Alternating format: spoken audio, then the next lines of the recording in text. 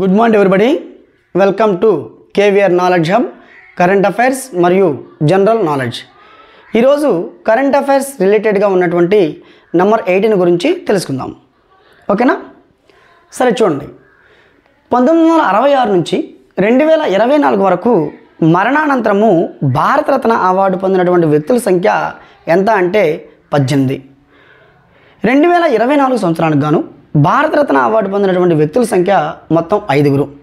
ఈ 5లో ఒక ఎల్కే అద్వానీ, లాల్ కృష్ణ అద్వానీ తప్ప మిగతా 4 కూడా మరణానంతరము భారతరత్న అవార్డు పొందడం జరిగింది అనేది గమనించండి. అదేవిధంగా భారతదేశ అత్యున్నత గౌరవ పురస్కారమైనటువంటి భారతరత్న అవార్డును 1954 జనవరి 2వ తేదీన ప్రారంభించడం జరిగింది. మొట్టమొదటిసారిగా మరణానంతరము లాల్ బహదూర్ శాస్త్రి గారు 1966లో భారతరత్న అవార్డు పొందడం జరిగింది. అంటే 1966 నుంచి 2024 వరకు మరణానంతరము భారతరత్న అవార్డు పొందినటువంటి వ్యక్తుల సంఖ్య ఎంతంటే 18 అని గుర్తుపెట్టుకోండి. ఓకే, తర్వాత ఆర్టికల్ 18(1) ఏమని చెప్తుందంటే, ఒక వ్యక్తి యొక్క పేరుకు ముందు కానీ వెనుక కానీ బిరుదులను ఉపయోగించకూడదు అని ఆర్టికల్ 18(1) చెప్తుందన్నమాట. అదేవిధంగా 2024లో జరిగినటువంటి మన లోక్సభ ఎన్నికలు జరిగినాయి కదా. 2024లో జరిగినటువంటి లోక్సభలు ఎన్నో అంటే 18వి. మొత్తం 543 లోక్సభ స్థానాలకు గాను ఎన్నికలు జరగడం జరిగింది. అదేవిధంగా అసెంబ్లీ 4 రాష్ట్రాలకు అసెంబ్లీ ఎన్నికలు జరగడం జరిగింది. ఆంధ్రప్రదేశ్, అరుణాచల్ ప్రదేశ్, ఒడిశా, సిక్కిం ఈ 4 రాష్ట్రాలు కూడా అసెంబ్లీ ఎన్నికలు జరగగా 543 లోక్సభ స్థానాల్లో ఎన్నికలు జరగడం జరిగింది. అదేవిధంగా ప్రస్తుత 18వ లోక్సభ స్పీకర్ ఎవరంటే ఓం బిర్లా. 17వ లోక్సభ స్పీకర్ కూడా ఓం బిర్లానే. 2 సార్లు అతను లోక్సభ స్పీకర్గా ఎన్నిక కావడం జరిగింది. అదేవిధంగా ప్యారిస్ పారాఒలింపిక్స్ 2024లో సమ్మర్ ఒలింపిక్స్, పారాఒలింపిక్స్ జరగడం జరిగింది. సో పారాఒలింపిక్స్ అని ఎవరికంటే దివ్యాంగ క్రీడాకారులకు, ఎవరైతే డిజేబిలిటీస్ ఉంటారో వాళ్ళకి పారాఒలింపిక్ క్రీడలు నిర్వహించడం జరుగుతుంది. సో 2024లో జరిగినటువంటి ఆగస్టు 28 నుంచి సెప్టెంబర్ 8 వరకు జరిగినటువంటి పారాఒలింపిక్స్లో, ప్యారిస్ పారాఒలింపిక్స్లో మన భారతదేశం మొత్తం 29 పథకాలు, 7 స్వర్ణాలు, 9 రజతాలు, 13 కాంస్యాలు, మొత్తం 29 పథకాలు సాధించి 170 దేశాలలో మన భారతదేశం 18వ స్థానంలో నిలవడం జరిగింది. అదేవిధంగా ఈ ప్యారిస్ 2024లో జరిగినటువంటి పారాఒలింపిక్స్ ఎక్కడ జరిగినాయి? ప్యారిస్లో జరిగినాయి. అదేవిధంగా మొట్టమొదటిసారిగా పారాఒలింపిక్ క్రీడలు అనేవి 1960లో టోక్యో ఒలింపిక్స్లో రోమ్లో ప్రారంభించడం జరిగింది. 1960 ఇటలీలోనే రోమ్లో 1960లో ఇవి స్టార్ట్ అయినాయి. మన భారతదేశం మొట్టమొదటిసారిగా 1968లో ఈ పారాఒలింపిక్ క్రీడల్లో పాల్గొనడం జరిగింది. 1968 నుంచి 2024 వరకు మన భారతదేశం 13 సార్లు పాల్గొని మొత్తం 60 పథకాలు సాధించడం జరిగింది.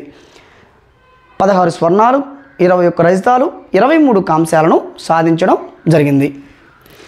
అదేవిధంగా సార్వజనీన ఓటు హక్కు వయసు 18 సంవత్సరాలు మనందరూ తెలుసు. ఓకేనా? ప్రపంచంలో మహిళలకు మొట్టమొదటిసారిగా ఓటు హక్కు కల్పించిన దేశం ఏదంటే న్యూజిలాండ్, 1893. అదేవిధంగా సార్వజనీన ఓటు హక్కు వయసు 18 సంవత్సరాలు. సో ఎవ్రీ ఇయర్ జనవరి 25న మనం నేషనల్ ఓటర్స్ డే జరుపుకుంటాం. 2024లో జరుగుతున్నటువంటి నేషనల్ ఓటర్స్ డే ఎన్నవదంటే 14వది. అదేవిధంగా 61వ రాజ్యాంగ సవరణ ద్వారా 1988 సంవత్సరంలో అప్పటి భారత ప్రధాని అయినటువంటి శ్రీ రాజీవ్ గాంధీ గారు ఓటు హక్కు వయసును 21 సంవత్సరాల నుంచి 18 సంవత్సరాలకు తగ్గించడం జరిగింది. అదేవిధంగా ఇటీవల ఒక రాష్ట్ర అసెంబ్లీ మహిళల కనీస వివాహ వయసును 18 సంవత్సరాల నుంచి 21 సంవత్సరాలకు పెంచడం జరిగింది. ఆ రాష్ట్రం పేరేంటంటే హిమాచల్ ప్రదేశ్. హిమాచల్ ప్రదేశ్. అదేవిధంగా ప్రపంచ వారసత్వ దినోత్సవం ఏప్రిల్ 18వ తారీఖున మనం జరుపుకుంటాము. మరి 46వ ప్రపంచ వారసత్వ కట్టడాల సదస్సు ఎక్కడ జరిగిందంటే మన భారతదేశంలో జరిగింది. అదేవిధంగా 2023 సంవత్సరానికి గాను ఇవి 1199 ఉంటే అంటే ఏంటి, యునెస్కో ప్రపంచ వారసత్వ ప్రదేశాలను గుర్తిస్తుందన్నమాట. సో అలా 2024 సంవత్సరానికి గాను 24 ప్రదేశాలను గుర్తించడం జరిగింది. అదేవిధంగా భారతదేశంలో కూడా ఒక ప్రదేశం మాత్రమే గుర్తించడం జరిగింది. అదేంటంటే మొయిడామ్స్. అస్సాం రాష్ట్రంలో ఉన్నటువంటి మొయిడామ్స్ చాలా ఇంపార్టెంట్. 2024 సంవత్సరానికి గాను యునెస్కో గుర్తించినటువంటి భారతదేశంలోని ప్రపంచ వారసత్వ ప్రదేశం ఏదంటే మొయిడామ్స్. ఏంటది? మొయిడామ్స్ అస్సాం రాష్ట్రంలో ఉంది. అహోం రాజుల యొక్క సమాధులు అంటారు వీటిని. ఎవరి సమాధులు? అహోం రాజుల యొక్క సమాధులు అన్నమాట. 2023 సంవత్సరం నాటికి మన భారతదేశంలో 42 యునెస్కో ప్రపంచ వారసత్వ ప్రదేశాలు ఉంటే 2024 సంవత్సరానికి గాను 43 ప్రదేశాలు అయ్యాయి. ఓకే, అదేవిధంగా మనం చూసుకుంటే నిమిషానికి 18 సార్లు శ్వాసిస్తాము. అదేవిధంగా భారత రాజ్యాంగ నిర్మాణం 2 సంవత్సరాల 11 నెలల 18 రోజులు పట్టింది. మన భారత రాజ్యాంగాన్ని రచించడానికి ఎంతకాలం పట్టిందండి? 2 సంవత్సరాల 11 నెలల 18 రోజులు. ఇవన్నీ కూడా ఏంటంటే ప్రస్తుత కాలంలో జరిగినటువంటి కరెంట్ అఫైర్స్ రిలేటెడ్గా ఉన్నటువంటి 18కి లింక్గా ఉన్నటువంటి ఇన్ఫర్మేషన్ అన్నమాట. Thank you so much for watching.